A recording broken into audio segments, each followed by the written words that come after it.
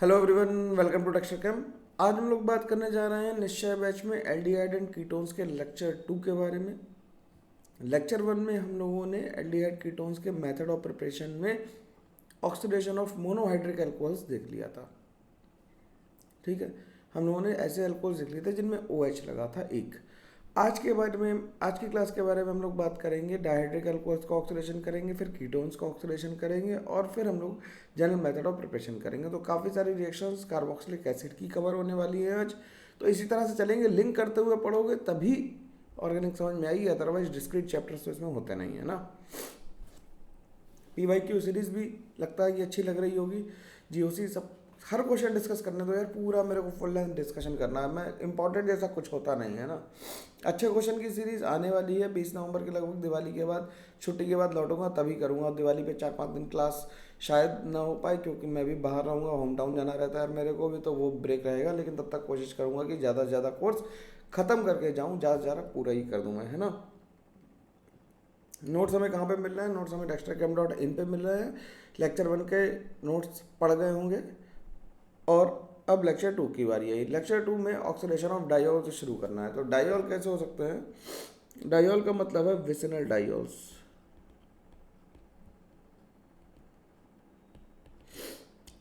Vicinal diol का मतलब क्या होता है? 1,2 डायोल। कैसे डायोल है? 1,2 डायोल्स हैं ये। ठीक, तो अगर हम मान लो डायोल इस तरह का ले लें, ठीक, आज कंप्लीट करेंगे हम लोग भाई। हम लोग आज मेथड ऑफ प्रिपरेशन कंप्लीट करेंगे। तो क्लास लंबी हो या छोटी हो, दैट डिपेंड्स कि कितनी देर में ख़त्म होता है। I don't care about it, है ना।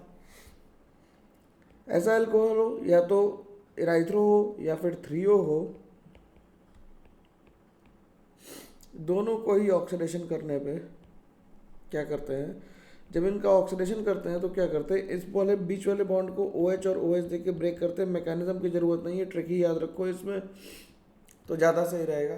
तो OH और OH देके जब ब्रेक करोगे तो क्या बन जाएगा? इससे देखना ज़रा, OH लग जाएगा और यहाँ पे OH लग जाएगा। ठीक, और इससे क्या होगा? फिर यहाँ पे वाटर निकल जाएगा।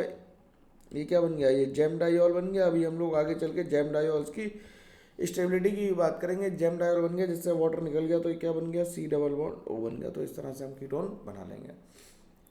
जेम विसिनल डायोल के ऑक्सीडेशन के लिए कई सारे रिएजेंट्स यूज होते हैं। कई सारे रिएजेंट्स में हम लोग कुछ कुछ मेन करेंगे, जिसमें पहला लिख लेते हैं ऑक्सीडेशन विद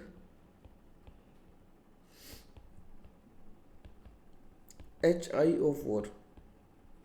HiO4 का नाम पर आयोडिक एसिड। भाई दूर दूर लिखना, पीरियोडिक हो जाता। नहीं तो एक बार हुआ क्या, मस्त कहानी है एक बारी मैं जब फिजी में था, 2013-14 की बात होगी, तो एक लड़के का फ़ोन में आया शाम को 10 बजे के लगभग रात में, और वो मेरे से कह रहा है कि सर कॉपी में एक पीरियोडिक एसिड लिखा हुआ है जो मेरे को पता नहीं चल रहा है क्या होता है। मैंने कहा पीरियोडिक एसिड? यार पीरियोडिक एसिड ज़्यादातर मैं डाउट तुरंत ही बता देता हूँ, मेरे को टाइम तो लगता नहीं डाउट बताने में।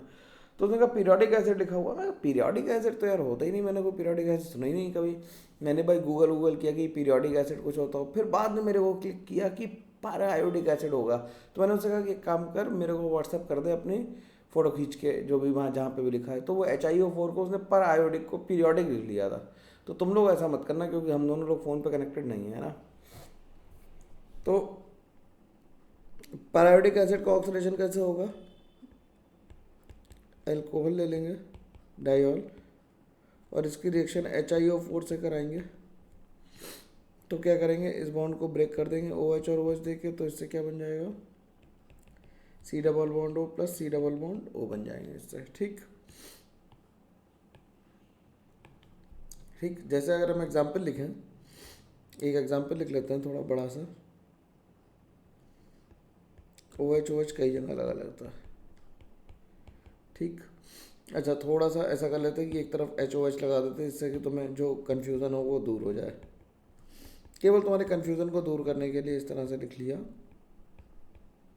ठीक है, कोई पॉलीहाइड्रिक अल्कोहल है, इसकी रिएक्शन HiO4 से कराई। जब HiO4 से कराई तो जहाँ जहाँ OH था वहाँ पर क्या करा? OH और OH दे के बॉन्ड को ब्रेक कर दिया। तो ऊपर वाले से देखो क्या बना, ऊपर तो CH3 था, यहाँ सी आया, ओ एच आया, ओ एच आया और एच आया, जिससे माइनस एच टू होके क्या बन गया, ये बन गया एसिटाल्डिहाइड। बन गया ना भाई। बीच वाले कार्बन को देखो तो बीच वाले कार्बन पे एच है, इधर ओ एच है, ऊपर से ओ एच आया और नीचे से ओ एच आया, तो इससे भी जब माइनस एच टू ओ लिखोगे तो इससे फॉर्मिक एसिड बन जाएगा। क्या बन जाएगा? फॉर्मिक एसिड बन जाएगा। इससे क्या बन जाएगा? फॉर्मिक एसिड बन जाएगा। फिर जब नीचे वाला कार्बन लिखेंगे तो क्या है इसके पास, सी एस थ्री, सी ओ एच ऊपर आ गया, ओ एच राइट में आ गया और एच यहाँ पे आ गया, तो इससे भी क्या बन गया, माइनस एच टू ओ के। लिखना आ रहा है क्योंकि पेपर में ऐसा सवाल आता है और ज़रूर आता है, बोर्ड में भी और आईआईटी में भी कई बार पूछा गया, तो इस सवाल का आंसर लिख पाओगे, है ना। तो होमवर्क के लिए क्या लिख देते हैं, होमवर्क के लिए छोटा सा क्वेश्चन लिख देते हैं। क्या करना है कि इस मॉलिक्यूल को कितने लोग पहचानते हैं, नाम अगर इसका जल्दी से बता देंगे तो फ़ायदा मिलेगा मेरे को, कि कितने लोगों ने बायोमोलिक्यूल्स भी थोड़ा बहुत कर रखा है पहले से। वीडियो पड़ा हुआ है यार बायोमोलिक्यूल्स का, वही देख लो, है ना, वन शॉट वाला ही देख लो, उसी से काम चल जाएगा। बायोमोलिक्यूल्स दोबारा हम नहीं पढ़ाएंगे, दोबारा डिस्कशन करने का उसका कोई मतलब नहीं है। वो पूरा बढ़िया से 2 क्लास में मैंने पढ़ाया है, 1 और 2 करके, तो एक में बायोमोलिक्यूल्स और एक में अमीनो एसिड्स और बाकी सब कुछ है, तो वो देख लेना पूरा, है ना। इसकी रिएक्शन HiO4 से कराएंगे तो क्या बनेगा ये लिख के लाना है तुम्हें, ठीक। तो एक हो गया HiO4 से ऑक्सीडेशन। दूसरा रिएजेंट जो यूज़ करते हैं इसमें, वो यूज़ करते हैं LTA। LTA का मतलब है लेड टेट्रा एसीटेट। क्या यूज़ कर रहे हैं, लेड टेट्रा एसीटेट यूज़ करते हैं। लेड टेट्रा एसीटेट का फॉर्मूला PbCH3CO4। अब इसमें लेड किस में है, +4 स्टेट में है, और ये लेड +4 स्टेट में स्टेबल नहीं होता है, ये इनर्ट पेयर इफेक्ट की वजह से किस में जाना चाहता है, +2 स्टेट में जाना चाहता है। तो ये भी एक ऑक्सीडाइजिंग एजेंट की तरह बिहेव करता है। तो ये बिल्कुल वर्क सेम एज HI4, लिख देते हैं, works same as HiO4। HiO4 की तरह ही ये काम करेगा बिल्कुल, तो इसमें कोई घबराने की बात तो है नहीं। तो एक छोटी सी रिएक्शन लिख ही देते हैं सोवेनायर की तरह, कि LTA लिया तो इससे भी कीटोन ही बन गए, ठीक। इससे भी क्या बन गए, कीटोन ही बन गए, ठीक है। सीरी दीदी आ गई थी, पता नहीं कैसे, ठीक, मेरे को नहीं पता, अपने आप शायद बटन दब गया होगा, आ गई होगी। Number 3 is from can. ये जो मैं शॉर्ट फॉर्म लिख रहा हूँ ये स्टैंडर्ड तरीका है शॉर्ट फॉर्म लिखने का, वही मैं लिखता हूँ, अपने मन से बनाई हुई नहीं है। तो कैन का मतलब होता है सीरिक अमोनियम नाइट्रेट। क्या है इसका मतलब, सीरिक अमोनियम नाइट्रेट, ठीक। सीरिक अमोनियम नाइट्रेट लेते हैं। सीरिक अमोनियम नाइट्रेट में क्या करते हैं, सीरिक अमोनियम नाइट्रेट का अगर फॉर्मूला लिखो तो NH4 whole twice CnO3 whole 6, ये सीरिक अमोनियम नाइट्रेट है। सीरियम जो होता है +4 और +3 के बीच में ऑसिलेट करता है, और ये ऑसिलेशन रिएक्शन शो करता है, जिन्हें हम SHM की तरह पढ़ सकते हैं केमिस्ट्री में। SHM यहाँ पे दिखाई देगा ऑसिलेशन रिएक्शंस में, ठीक है। सीरियम मतलब लेंथेनाइड का पहला। तो ये भी क्या करता है, OH और OH को कैन ऑक्सीडाइज करके कीटोन में कन्वर्ट कर देगा, इसमें भी कोई दिक्कत की बात नहीं है, ठीक। तो अगर हम एक एग्जांपल लिख दें सिंपल,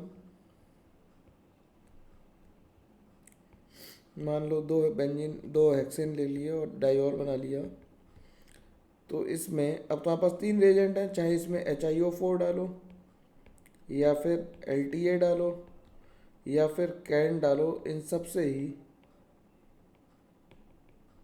ये बन जाएगा। सिंपल है, इससे सरल तरीके से तो लिखा भी नहीं जा सकता, है सबसे आसान है, ठीक है ना। अब आगे बात करते हैं और हेडिंग डाल लेते हैं ऑक्सीडेशन ऑफ एल्कोहल्स और ऑक्सीडेशन ऑफ कीटोन्स।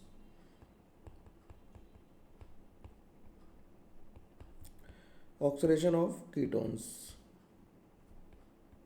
देखो ऑर्गेनिक NCERT के बाहर से भी आ जाती है, इसलिए हमें उसे पढ़ना ज़रूरी है। ठीक, ऑक्सीडेशन ऑफ कीटोन्स में सबसे पहले लिखते हैं एक मेजर इंपॉर्टेंट रिएक्शन जो है वो है बेयर विनेगर ऑक्सीडेशन। कौन सी है? बेयर विनेगर ऑक्सीडेशन। ठीक, इसमें करते क्या है, इसमें कीटोन की रिएक्शन MCPBA जैसे हम पर एसिड कहते हैं। MCPBA क्या है? पर एसिड है। ये हम लोग बात कर चुके हैं, हम लोगों ने इपॉक्सीडेशन में भी MCPBA का यूज़ किया था। तो पर एसिड से क्या बन जाते हैं? इससे एस्टर बन जाते हैं। क्या बन जाते हैं? एस्टर बन जाते हैं। अब इसकी मैकेनिज्म अगर हम यहाँ पे प्राइम लिख दें तो यहाँ प्राइम लिख देते हैं। अगर इसकी हम मैकेनिज्म देखें तो क्या होगा? RCO, R प्राइम क्या करेगा? जो पर एसिड है हम उसे RCOOH लिख देते हैं, ये पर एसिड हो गया। ऑक्सीजन का लोन पेयर क्या करेगा? मैं एरो लगाता हूँ, ये समझ में आता है, कमेंट करके बताना जरा। ये H ले लेगा, नेगेटिव चार्ज इधर आ जाएगा, तो क्या बन गया? RCOH प्लस R डैश और O माइनस OCOR इधर बचा। ये इस पर अटैक करेगा, ये ऊपर चला जाएगा, तो क्या बन गया? RCOH OOCOR। अब हम जानते हैं परऑक्साइड लिंकेज कैसी होती है, बहुत वीक होती है, तो ये वापस आएगा, ये O पे अटैक करेगा और ये निकल जाएगा। ठीक, तो क्या हुआ? इसका नंबर आ गया 1, 2 और 3। अगर तुम मेरे साथ साथ मैकेनिज्म लिखते जाओगे तो आई होप तुम्हें बहुत अच्छे से समझ में आएगा, और जो लोग पढ़ रहे हैं उनके लिए फ़ायदे की बात होगी, बिल्कुल होगी। ठीक है, ऐसा हो नहीं सकता कि आराम ना मिले और ऑर्गेनिक ना बने तुमसे, लेकिन उसके लिए भाई थोड़ी सी मेहनत तो मांगती है केमिस्ट्री, उतनी तो करनी पड़ेगी। ठीक, तो क्या बन जाएगा? RCOOR डैश, यहाँ पे प्लस आ जाएगा, तो जो O माइनस RCOO माइनस निकला, ये क्या करेगा? ये H ले लेगा और क्या बना देगा? फाइनली बन जाएगा RCOOR डैश। सिंपल बात है, आसानी से समझ में आ रही है। अगर मैकेनिज्म बिल्कुल ना समझ में आए, देखो मैकेनिज्म सिंपल थी कि कीटोन ने H प्लस दिया, फिर O माइनस ने अटैक किया और फिर RCO निकल गया। ठीक है, एल्कोक्साइड मतलब कार्बोक्सिलेट आयन निकल गया। ठीक, अब इसके अगर क्वेश्चंस देख लें, देखो क्वेश्चन सिंपल है, तुम्हें तो कुछ नहीं करना है, बुद्धि लगाने की ज़रूरत भी नहीं है। यहाँ पे पर एसिड लिख के आए तो क्या करो? कीटोन को ऑक्सीडाइज करके सीधे क्या बना दो? एक ऑक्सीजन बीच में घुसा दो, बन गया। जब तक सिमेट्रिक है तब तक तो ज़्यादा सोचने की ज़रूरत है ही नहीं। तुम लोग डाउट कम पूछते हो, तो मान लेता हूँ कि ज़्यादा तुम लोगों को आ रहा होगा। अगर मान लो इवन 6 मेंबर की रिंग भी हो, अगर 6 मेंबर की रिंग भी हो और पर एसिड डाल दें तो ये किस में कन्वर्ट कर देगी? 7 मेंबर की रिंग कर देगी। कई लोगों को मन में ये ख्याल आएगा कि 7 मेंबर की रिंग कम स्टेबल होती है, लेकिन ये रिएक्शन रिंग एक्सपेंशन का एग्जाम्पल है, जिसमें रिंग 6 से 7 में चली जाती है। अभी तक जीवन आसान था, क्यों? क्योंकि हमारे पास जो एक कीटोन थे वो कैसे थे? सिमेट्रिक थे। अगर अनसिमेट्रिक कीटोन आ जाए तो क्या होगा? अनसिमेट्रिक कीटोन आ जाएगा तो क्या करेंगे भाई? इसे कैसे देखेंगे? तो in case of unsymmetric ketone क्या करेंगे कि CH3 CO C2H5 की रिएक्शन MCPBA से कराएंगे, तो अब तुम्हारे हिसाब से 2 बन सकते हैं, लेकिन जो मेजर प्रोडक्ट बनेगा वो जहाँ पे ज़्यादा कार्बन है वो बनेगा। ऑक्सीजन उधर साइड इंसर्ट करो जहाँ पे ज़्यादा कार्बन है। क्या कह रहे हैं? ऑक्सीजन उधर साइड इंसर्ट करो जहाँ पे ज़्यादा कार्बन एटम्स हैं। तो अनसिमेट्रिक कीटोन्स के केस में ऑक्सीजन वहाँ पे इंसर्ट करेंगे जहाँ पे ज़्यादा कार्बन एटम्स हैं। सिंपल सी बात है, समझ में आ जानी चाहिए सबको। भाई जो 40-50 लोग देख रहे हो उन्हें तो आना ही चाहिए यार, और सब जो 40-50 देख रहे हो उन हर किसी से मेरे को एक टेस्टिमोनियल चाहिए वेबसाइट के लिए कि मैं उनकी फ़ोटो लगा सकूं कि वो सेलेक्ट हुए हैं, जिससे बाकी लोग भी देख के लगेगा कि हाँ चैनल में कुछ दम है ना। बाकी लोग तो समझते हैं कि ठीक है, जो नाच नाच के नहीं पढ़ा रहा वो क्या ही पढ़ा रहा होगा। ठीक, एंटरटेनमेंट तो नहीं कर पाएंगे सिंपल बात है ना। सीरियस कंटेंट्स होंगे वही पढ़ेंगे, और हम जानते हैं कि सीरियस हो तुम लोग तो पढ़ रहे हो, अच्छी बात है। तो CS3COPH ले लेते हैं। अब MCP भी ये कर रहे हैं, तो इसमें जब बेंजीन में कार्बन ज़्यादा है तो हम पीएच की तरफ OPH लगा देंगे। ठीक, सारे एग्जाम्पल लिख के दिखा रहा हूँ, होमवर्क के लिए कुछ नहीं छोड़ रहा हूँ तुम्हारे लिए, जिससे कि लोड ना पड़े और इन्हें दोबारा तुम प्रैक्टिस करोगे। सारे एक बार पढ़ने के बाद कॉपी पे क्वेश्चन लिखोगे और दोबारा उन्हें सॉल्व करोगे। ठीक, तो ये 6 मेंबर की रिंग बन जाएगी और ऑक्सीजन किधर आएगा, जहाँ पे मिथाइल था। ठीक, तो माइग्रेटरी एप्टीट्यूड का ऑर्डर लिखना पड़ेगा हमें। क्या लिखेंगे?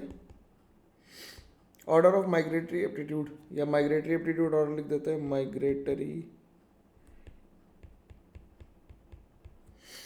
Aptitude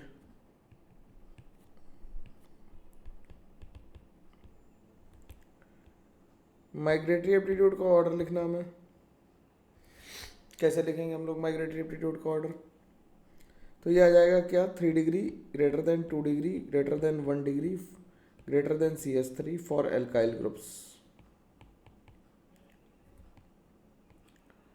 for alkyl groups. ठीक, अब अगर ऐसे लिखें तो जो 3 डिग्री एल्काइल है उसका, यानी टर्शरी ब्यूटाइल का माइग्रेटरी एप्टीट्यूड ज़्यादा है फिनाइल से।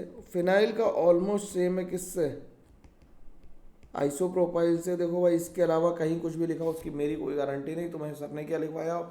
कई लोग, अभी किसी ने आई इफेक्ट के लिए कम मतलब ग्रुप पे लिखा था, यार जो मैं पढ़ा रहा हूँ वो श्योर शॉर्ट सही है, मेरे को इतना पता है, मैं उसके मतलब सपोर्ट में प्रूफ भी दे सकता हूँ मैं कहाँ से लिख रहा हूँ, है ना। और वो भी किसी टीचर के नोट से नहीं, स्टैंडर्ड बुक से, किसी फॉरेन ऑथर की बुक से। ठीक, तो ये आ गया। ठीक, अब C6H5CO CH3 अगर हमें ऐसा ही कंपाउंड आ जाए, ठीक, अब ऐसा कंपाउंड आ जाए और इसमें MCP भी ये डाल दें, तो हमसे पूछे मेजर प्रोडक्ट क्या होगा, तो हम मेजर प्रोडक्ट इसमें नहीं गैस कर पाएंगे, तो दोनों बनेंगे इक्वल प्रोपोर्शन में। क्या बनेंगे? दोनों बनेंगे इक्वल प्रोपोर्शन में, और हम कुछ भी गैस नहीं कर पाएंगे सही सही। ठीक, जब माइग्रेटरी एप्टीट्यूड सेम है तो फिर हम कुछ भी जज नहीं कर पाएंगे। कई बुक्स लिखती हैं कि हाइड्रोजन का माइग्रेटरी एप्टीट्यूड सबसे ज़्यादा होता है, वो इसलिए लिखती हैं, देखो जिन लोगों को कन्फ्यूज़न है कि हाइड्रोजन का माइग्रेटरी एप्टीट्यूड क्यों ज़्यादा है, तो MCP भी ये क्या है, पर एसिड है। पर एसिड क्या करेगा, ऑक्सीडाइजिंग एजेंट है। अब अगर थोड़ी बुद्धि लगाओगे तो ऑक्सीडाइजिंग एजेंट है तो ऑक्सीजन कहाँ जोड़ेगा जाके, एल्डिहाइड से क्या बनाएगा, कार्बोक्सिलिक एसिड। तो लगता है कि H माइग्रेट कर गया होगा। हाँ, मैकेनिज्म लिखने को लिखी जा सकती है, लेकिन ये सिंपल ऑक्सीडेशन है। माइग्रेटरी एप्टीट्यूड से इसका कोई खास लेना देना है नहीं, फिर भी लोग बोलते हैं इसलिए हम मान लेते हैं। ठीक, इतनी बात तो समझ में आ ही रही होगी, कोई इसमें दिक्कत की बात तो है नहीं, क्लियर है यहाँ तक सबको, सब कुछ क्लियर है। अब इसके बाद बात करते हैं पॉपऑफ्स रूल की। अगली हेडिंग डाल लेते हैं पॉपऑफ्स रूल।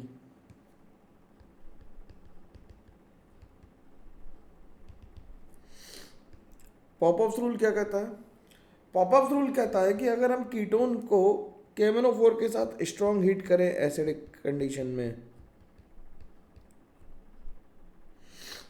KMnO4H+ के साथ हीट करें, इन जनरल कीटोन्स का ऑक्सीडेशन नहीं होता। अब हम वो कंडीशन लिख रहे हैं जब कीटोन्स का ऑक्सीडेशन हुआ जा रहा है, और हम इन बात को ध्यान में रखेंगे, है ना।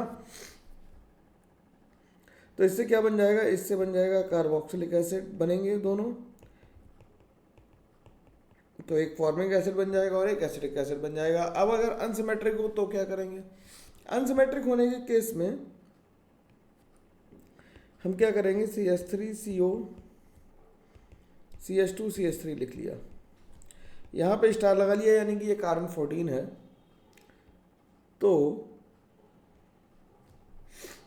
या इसे ऐसे लिख लेते हैं, यहाँ पे लगा देते हैं कार्बन 14। ठीक, अब KMnO4 के साथ इसे जब ट्रीट करेंगे और हीट करेंगे तो जो कार्बन 14 वाला कार्बन है वो आएगा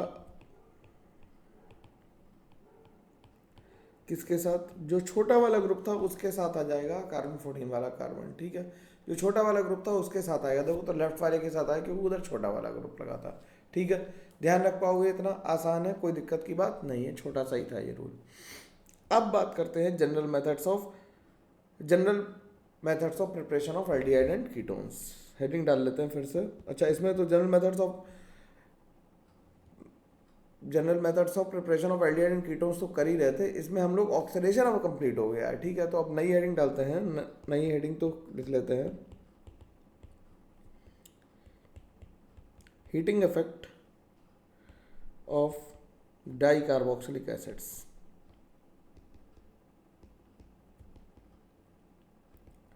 heating effect of dicarboxylic acids. Heating effect of dicarboxylic acid में क्या करेंगे कि COH CH2 whole N COH, ये जनरल फॉर्मूला है डाई कार्बोक्सिलिक एसिड का। यहाँ पे N की वैल्यू चेंज करते जाएंगे तो नाम बदलता जाएगा। जैसे N की वैल्यू 0 रखते हैं तो ये हो जाता है ऑक्जेलिक एसिड। N की वैल्यू 0 रखेंगे तो क्या हो जाएगा ऑक्जेलिक एसिड, यानी COH इज ऑक्जेलिक एसिड। नाम याद रखने हैं। नंबर 1 के लिए कमेंट करके बताओ क्या लिखेंगे, नंबर 2 के लिए कमेंट करके बताओ, नंबर 3 के लिए बताओ, 4 के लिए बताओ और 5 के लिए बताओ। कम से कम इतनों के लिए तो बता ही दो। तो N=1 को क्या कहते हैं, कमेंट कर दिया तो भाई देखो सही किया कि नहीं। मेलोनिक एसिड कहते हैं, क्या कहते हैं, मेलोनिक एसिड कहते हैं। फिर इसे कहते हैं सक्सीनिक एसिड, फिर इसे कहते हैं ग्लूटेरिक एसिड, फिर इसे कहते हैं एडिपिक एसिड, और 5 को लिखते हैं पिमेलिक एसिड। ठीक, इन सबके नाम कितने लोगों को पता थे बता देना, और इन्हें याद रखने का तरीका क्या है, इनके सबके फर्स्ट लेटर को देख लो ध्यान से, तो बन जाएगा OMSGAP, तो ये ओम्स गैप बन जाएगा। क्या बन जाएगा, ओम्स गैप बन जाएगा। तो तुम्हें ये याद रह पाएंगे। थोड़ी सी जुकाम हो रहा है मेरे को, ठीक है, तबीयत का ध्यान रखना यार, तुम्हें भी और हमें भी, क्योंकि एसी में बैठ के रिकॉर्ड करने से थोड़ा सा जुकाम हो जा रहा है। नहीं करो तो सिस्टम हीट हो जाता है। ठीक, चलो तो अब हीटिंग करना शुरू करते हैं। पहले ले लेते हैं COH और COH, इसे हीट करते हैं। तो इसका नाम क्या था, ऑक्जेलिक एसिड है, दोबारा लिख दे रहा हूँ। इसे हीट करने से CO2 निकलती है, CO निकलती है और H2O बनती है। CH2 CO और H2O। CO जो होती है Burns with blue flame, Burns with blue flame, blue flame से जलती है क्या, CO। ठीक है, CO कैसे जलती है, बर्न्स विद ब्लू फ्लेम। ठीक, अब अगला देखते हैं। N=0 तो हो गया ये। अब N=1 में क्या ले लें, मेलोनिक एसिड ले लें, तो CH2 लगा लें और यहाँ पे क्या हो जाएगा CH2, तो इसका नाम क्या हो गया, मेलोनिक एसिड। इसे हीट करते हैं। जब इसे हीट करते हैं तो एक CO2 मॉलिक्यूल निकल जाता है और कार्बोक्सिलिक एसिड बनता है। क्या निकलती है, CO2 निकलती है। ये ध्यान रखना है, इनके लिए मैकेनिज्म नहीं लिखनी है, इन्हें ध्यान रखना है कि जब भी एक कार्बन से 2 COH जुड़े होंगे, हीट करने से CO2 फटाफट निकल जाएगी, डिकार्बोक्सिलेट हो जाएंगे। ठीक, तो अगर हम एग्जाम्पल लिख दें इसका एक और, तो मान लो इस तरह का एग्जाम्पल हो और इसे हीट कर दें तो क्या बनेगा, इससे COH और CO2। ठीक, इसके बाद अगर हम COH के साथ CH2 और COH ले लें, ठीक, तो अगर तुम डिब्बा बना के पानी निकालना चाहो तो वैसा भी कर सकते हैं। देखो जो तुम अभी तक करते आए हो,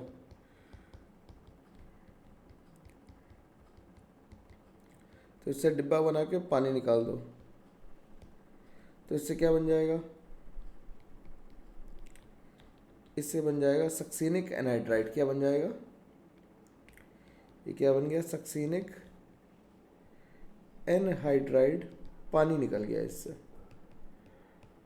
ठीक ठीक है, तो इसका नाम क्या था, ये सक्सीनिक एसिड था। सक्सीनिक एसिड को हीट किया तो क्या बन गया, सक्सीनिक एनहाइड्राइड बन गया। सिंपल सी बात है, कोई मुश्किल बात नहीं है, कोई परेशानी नहीं आनी चाहिए इस मामले में। ठीक है, ठीक। अब अगर हम थैलिक एसिड ले लें, थैलिक एसिड ले लेंगे तो क्या होगा, उससे बन जाएगा थैलिक एनहाइड्राइड। नाम कंपाउंड के याद रखना, जिनके नाम मैं लिख रहा हूँ वो लिटरली बहुत इंपॉर्टेंट है, इसीलिए मैं लिख रहा हूँ। ये क्या नाम है इसका, थैलिक एसिड है। तो इससे क्या बन गया, थैलिक एनहाइड्राइड बन गया।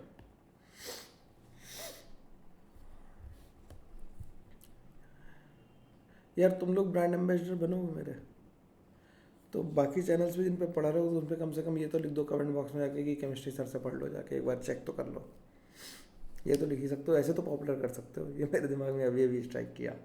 ठीक, चलो कोई नहीं। चलो अब अगला क्वेश्चन देखते हैं, कठिन सवाल थोड़ा सा, स्टीरियो केमिस्ट्री लगा देता है। अगर COH है तो इसे हीट करने से क्या होगा,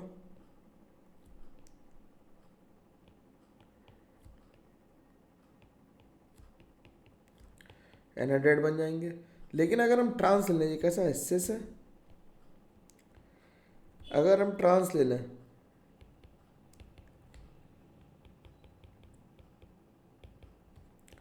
तो ट्रांस के केस में कोई रिएक्शन नहीं होगी। सिंपल है, बिल्कुल आसानी से समझ में आ जाना चाहिए और कोई दिक्कत भी नहीं होनी चाहिए इसे समझने में। तो यार ये तो क्लियर है ना बात। अगला देखते हैं।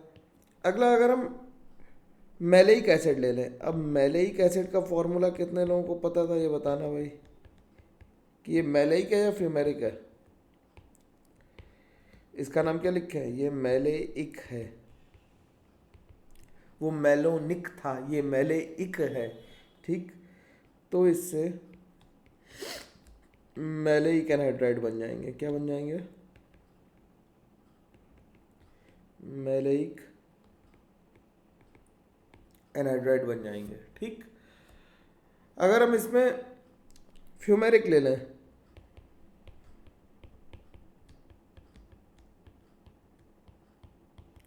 तो फ्यूमेरिक ट्रांस होगा, तो ट्रांस में COH दूर है तो ये रिएक्शन नहीं हो पाएगी। क्लियर है बात, आसानी से समझ में आ गई। आगे बात करता है। इसी तरह से अगर हम एक कार्बन और बढ़ा लें तो ओम्स हो गया। अब एक कार्बन और बढ़ा लिया तो ग्लूटारिक एसिड पे आ गए। तो इससे भी क्या होगा कि 6 मेंबर की रिंग बन जाएगी, एनहाइड्राइड बनेंगे। ठीक, अगर हम अब 4 मेंबर लगा लें, इसमें एडिपिक एसिड ले लें तो इसे हीट करने से 5 मेंबर की एक रिंग बनेगी।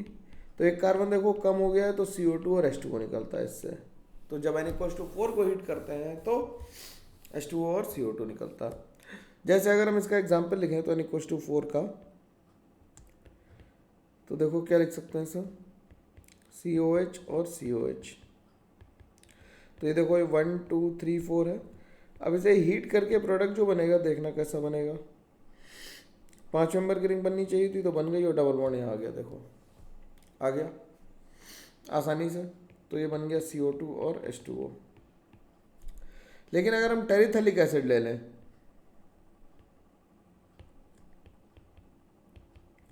अगर हम टेरिथैलिक एसिड ले लें, ये क्या है,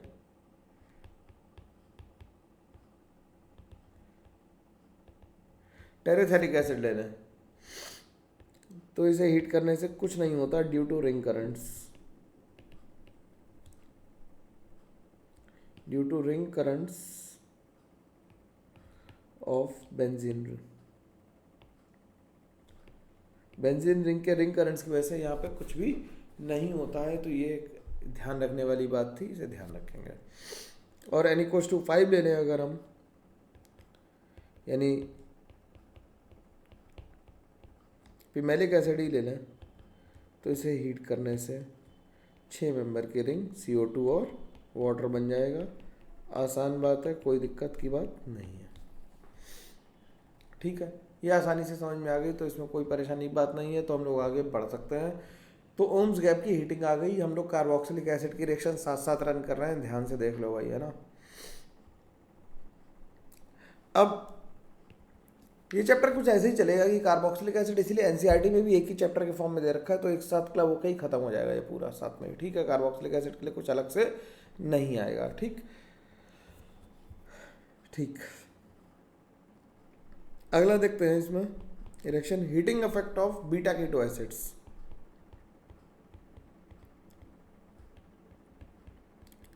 heating effect of beta keto acids. Heating effect of beta keto acids के लिए क्या करेंगे, तो बीटा कीटो एसिड पहले बना लेते हैं। ये बीटा कीटो एसिड एक ले लिया हम लोगों ने, ये अल्फा और ये बीटा। जब इसे हीट करते हैं तो ये हीट की जगह केवल वार्म करने से भी CO2 को निकाल देते हैं। अगर हम यहाँ पे वार्म तक लिख दें तब भी ये काम हो जाएगा, ठीक। मैकेनिज्म अगर इसकी देखना चाहो तो इसकी मैकेनिज्म लिखी जा सकती है, इसलिए मैं लिख देता हूँ।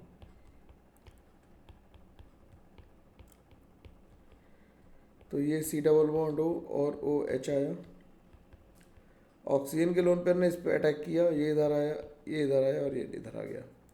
तो ये क्या आया, 1 2 3 और 4 आया।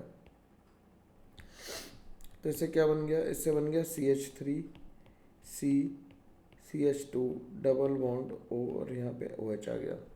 तो ये इनॉल है, ये क्या करेगा, ये टॉटोमेरिज्म कर लेगा और टॉटोमेरिज्म करके क्या बना देगा, CH3 C double bond O और यहाँ पे आ जाएगा CH3। ये दिख नहीं रहा साफ साफ, इसे 2 लिख देते हैं, ठीक। ये इनॉल था, तो ये टॉटोमराइज हो गया, कीटो फॉर्म में आ गया, ठीक। तो अगर बीटा पोजीशन की जगह बीटा कीटो एसिड है तो वेल एंड गुड है। अगर बीटा पोजीशन की जगह अल्फा पोजीशन पे कोई electron withdrawing, beta keto acid का मतलब क्या है, अल्फा पोजीशन पे कोई इलेक्ट्रॉन विड्रॉइंग ग्रुप लगा है, तो अगर कोई अल्फा पोजीशन पे इलेक्ट्रॉन विड्रॉइंग ग्रुप लगा है तो डीकार्बोक्सिलेशन बहुत ईजी होता है। जैसे अगर हम यहाँ पर लिख दें कि NO2 CH2 COH और इसे हीट कर दें, तो यहाँ पे क्या है, -I लगा रहा है, तो इलेक्ट्रॉन विड्रॉइंग ग्रुप लगा जो -I से खींच सकता है, तो ये बना देगा CH3 NO2 और CO2 इससे भी निकल जाएगी। जितना स्ट्रॉन्ग -I होगा उतना डिकार्बोक्सिलेशन ईजी होगा। लिख देते हैं greater the -I effect at alpha position, greater the -I effect at alpha position, greater will be the rate of decarboxylation, greater will be the rate of decarboxylation, greater will be the rate of decarboxylation, decarboxylation का rate उतना ही ज़्यादा होगा, ठीक है। Simple सी बात है, कोई दिक्कत की बात तो नहीं है, ठीक। तो एक सवाल मैं करके दिखा दे रहा हूँ, शायद IIT ने पूछ रखा है ऐसा एक सवाल, और फिर 1-2 सवाल घर के लिए दे दूंगा।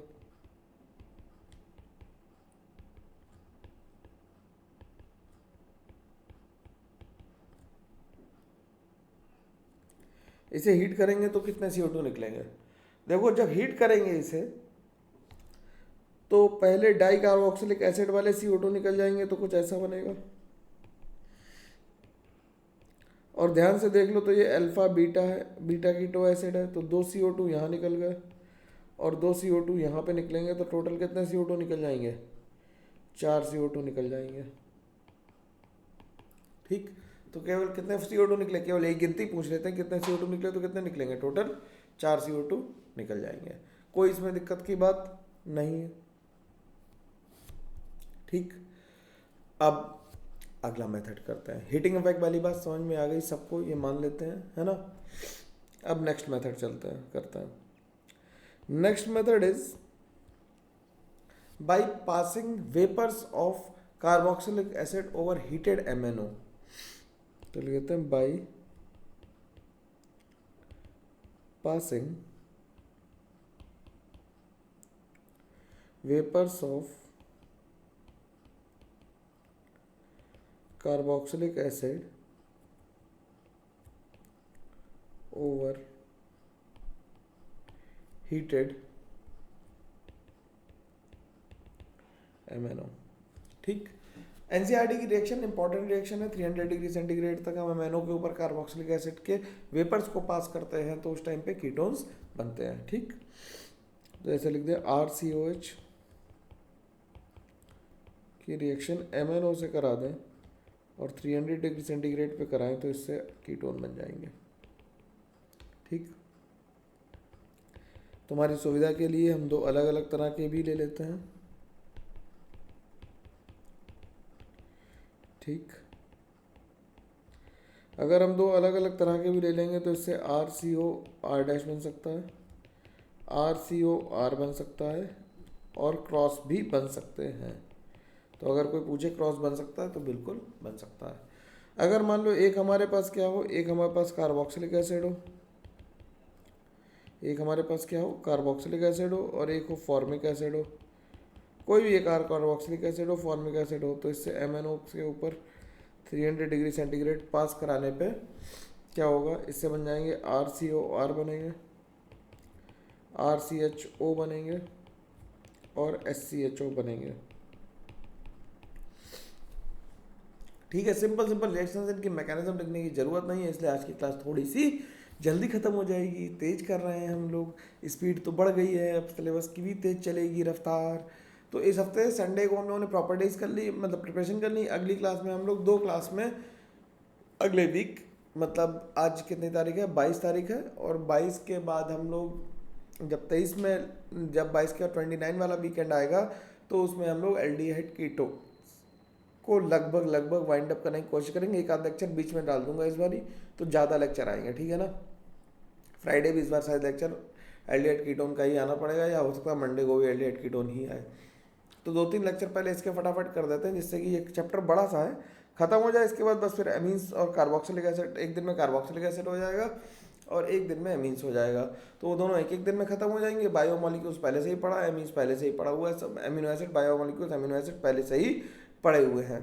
फिर उसके बाद हम लोग सीधे ऑर्गेनिक पे चले जाएंगे। ठीक है, तो मैं चाह रहा हूँ इस वीकेंड तक ये सारा कुछ खत्म हो जाए, जिससे नवंबर के फर्स्ट वीक से हम लोग सीधे इनऑर्गेनिक पे जंप करें। कैसा रहेगा ये बताना कमेंट करके मेरे को, कि 11th करेंगे नवंबर के फर्स्ट वीक से, तो 15-20 दिन के अंदर हम लोग 11th भी कंप्लीट कर देंगे सारी। 20 नवंबर तक सारा ही खत्म हो जाएगा। ठीक,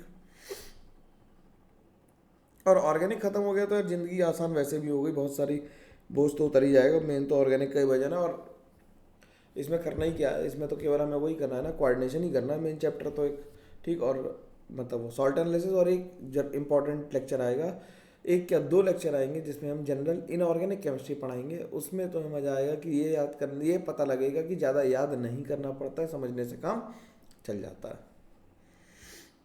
तो यहीं डाल लेते हैं हीटिंग इफेक्ट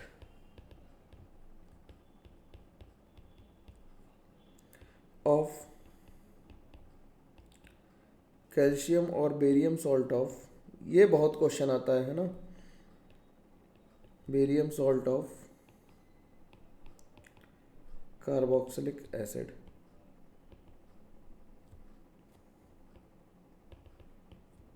ठीक, तो कैल्शियम और बेरियम सॉल्ट को अगर हम हीट करते हैं तो इससे कीटोन बन जाते हैं और कैल्शियम कार्बोनेट निकल जाएगा। इसी तरह से बेरियम सॉल्ट को हीट करेंगे तो बेरियम कार्बोनेट निकल जाएगा और कीटोन बन जाएंगे। सिंपल है, आसानी से समझ में आ जाना चाहिए। तो अगर हम एक दो एग्जाम्पल लिख लें इसके,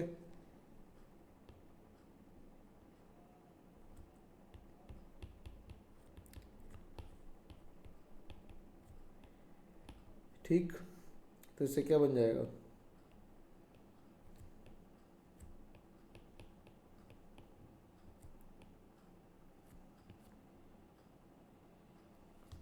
ठीक, ये बन जाएगा। अब इसके बाद बात आती है ऑक्सो प्रोसेस की। एक लिख लेते हैं ऑक्सो प्रोसेस। ऑक्सो प्रोसेस में क्या लेते हैं, डाई कोबाल्ट ऑक्टा कार्बोनिल की रिएक्शन कराते हैं एल्कीन से।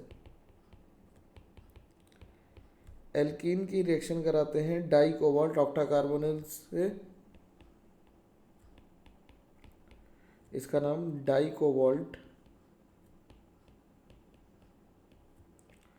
ऑक्टा कार्बोनिल कॉम्प्लेक्स है, मेटल कैटालिसिस है, और इसकी रिएक्शन CO+H2 के साथ कराते हैं, जिसे हम क्या कहते हैं, CO+H2 is called water gas. इसे क्या कहते हैं, वाटर गैस कहते हैं। तो इससे RCH2 और CHO बन जाता है। ठीक, RCH2 और CHO बन जाता है। ये थोड़ा सा गंदा हो गया। ठीक है, आसानी से समझ में आ गई ये भी बात, इसमें भी कोई दिक्कत की बात तो है नहीं, सिंपल ही है यार सब कुछ। ठीक, इसके बाद अगला प्रोसेस है वैकर्स प्रोसेस। ऑक्सो और वैकर लिख लेते हैं लास्ट ये बताना ऑक्सो प्रोसेस और वैकर्स प्रोसेस पढ़े हैं कि नहीं पढ़े हैं। कितने लोग ऐसे यार ये कमेंट करके बताएंगे ज़रा, जो केवल केमिस्ट्री मेरे से पढ़ रहा है, मेरे ऊपर डिपेंडेंट है, ये मैं जानना चाहता हूँ। अगर तुम लोग बता सको तो बताना, फिर देखते हैं कि नंबर किसके ज़्यादा आते हैं। फिर तो मैं उन्हें 1-on-1 ही ट्रीट करूँगा। ठीक है, पूरी शिद्दत से पढ़ा रहा हूँ यार, और मेहनत करूँगा फिर तुम्हारे लिए मैं। RCH डबल बॉन्ड CH2 हो गया। इसकी रिएक्शन कराते हैं PDCl2 CuCl2, PDCl2 CuCl2, O2 के बबल करते हैं इसमें इन DMF and water. 60 to 70 temperature लेते हैं, तो इससे बन जाते हैं कीटोन सीधे। ठीक, अब ये मेटल कैटालिसिस रिएक्शन है, इनके लिए हम लोग ज़्यादा दिमाग ख़राब नहीं करेंगे। तो ये थी हमारी methods of preparation of aldehyde and ketones. एक क्लास आएगी जिसमें मैं सारी प्रॉपर्टी एक बार में पढ़ा दूंगा। ठीक, और फिर 2 क्लास ऐसी आएंगी जिनमें हम लोग नेम रिएक्शंस करेंगे। 2 या 3 क्लास आएंगी जिनमें हम लोग नेम रिएक्शन करेंगे। तो मैं कोशिश करके नेक्स्ट मंडे तक ये चैप्टर ख़त्म कर दूंगा, चाहे क्लासेस थोड़ी ज़्यादा लेनी पड़े। PYQ सीरीज़ को थोड़ा सा होल्ड कर लेके फिर ये कंप्लीट ही कर देता हूँ। फिर उसके बाद फिर धड़ाधड़ PYQ सीरीज़ ही करना है, क्योंकि उधर आयनिक भी कंप्लीट हो जाएगा। आयनिक कंप्लीट होगा, इधर ये कंप्लीट होगा, तो फिर PYQ के अलावा और कुछ करने को तो बचेगा नहीं जीवन में। तो फिर PYQ रोज करेंगे हम लोग, है ना। चलो, तब तक के लिए आज यहीं पे रुकते हैं। आज थोड़ा जल्दी ख़त्म हो गया, मैं कुछ नहीं कर सकता। मैंने पहले ही कहा था कि जितनी देर लगेगी उतनी लगेगी। आज ज़्यादातर रिएक्शंस याद करने वाली थी, तो प्लीज़ इन्हें 2-4 बार पढ़ लेना, तभी ये दिमाग में स्टेबलाइज होंगी। ठीक है, चलो मिलते हैं हम लोग। तब तक के लिए thank you very much, take care, bye bye. और भाई लाइक शेयर और सब्सक्राइब तो करना बनता ही बनता है ना। ठीक है, चलो बाय बाय।